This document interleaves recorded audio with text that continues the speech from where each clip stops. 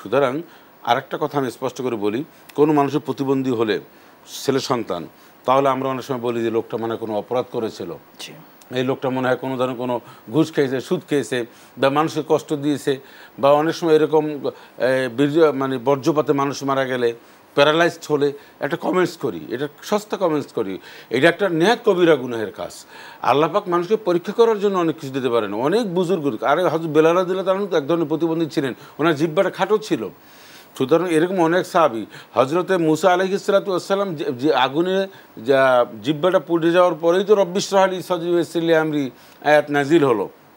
সুতরাং কারো সন্তান যদি প্রতিবন্ধী হয়, তাহলে আমরা যেন কোনো ব্লেম না দিই, আমরা যেন এই কমেন্টস না করি যে মানুষটি মনে হয় কোনো অন্যায় করেছে, টাকা মেরে খেয়েছে, এই করছে সেই করছে, সেজন্য আল্লাহ বিশেষ করে এইটা আমরা কখনোই করবো না। আমরা মাদেরকে বেশি কষ্ট দিই, ফ্যামিলিগতভাবে অনেকে রয়েছে যে মায়ের সন্তান প্রতিবন্ধী হচ্ছে, আমরা তো যে অসংখ্য দেখি, আমরা অনেক মাকে দেখি কত কষ্ট করেন, তারপরে যদি আমরা তাকে আরো মানে উৎসাহ প্রদান করতে হবে, তাকে আশার কিছু যে আপনার এই সন্তানটাকে যে আমরা লালন পালন করছেন, এর বিনিময়ে আল্লাহ আপনাকে জাযা দেবেন, জান্নাত দিতে পারেন, এর বিনিময়ে আল্লাহ পাক আপনার গুনাহ মাফ করে দেবেন। হ্যাঁ, সহি, এটা হাদিসের কথা।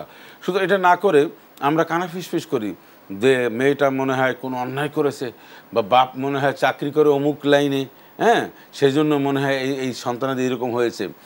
আচ্ছা, এইটা আমরা না বলি, কিসের জন্য আল্লাহ দিয়েছেন এই বিশ্লেষণ করার কিন্তু আমাদের ব্লেম দেওয়ার অধিকার নাই। আমরা তো সবাই জানি যে আমরা সুদ, ঘুষ, অন্যায়, অত্যাচার, জুলুম, নির্যাতন করলে এটার শাস্তি দুনিয়া আমার বিভিন্নভাবে ভোগ করতে পারে, সেটা আমি করতে পারি, আমার সন্তানদের উপরে যেতে পারে, এটা আমরা জানি, আর এটা বাস্তবতাও ঠিকই হাদিস সম্মত।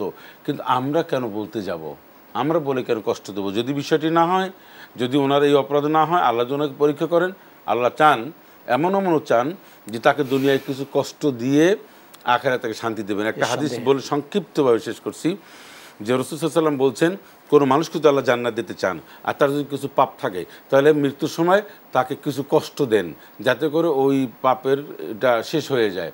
আর আল্লাহ পাক যদি কোনো মানুষকে শাস্তি দিতে চান, আর তার কিছু নেকি আছে, তাহলে নেকিটা কি করবেন? আল্লাহ মৃত্যুর সময় কিন্তু আসান মৃত্যু দিয়ে, সহজ মৃত্যু দিয়ে ওইটা আল্লাহ আপনাকে অসংখ্য ধন্যবাদ। বারাকাল্লাহু ফিক।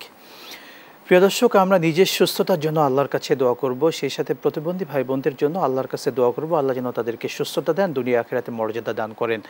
আল্লাহ সুবহানাহু ওয়া তাআলা আমাদের প্রত্যেককে আমাদের ভাইদের পাশে দাঁড়ানোর তৌফিক দান করুন, আমিন। বিদায় নিচ্ছি, আসসালামু আলাইকুম ওয়া রাহমাতুল্লাহি ওয়া বারাকাতুহু।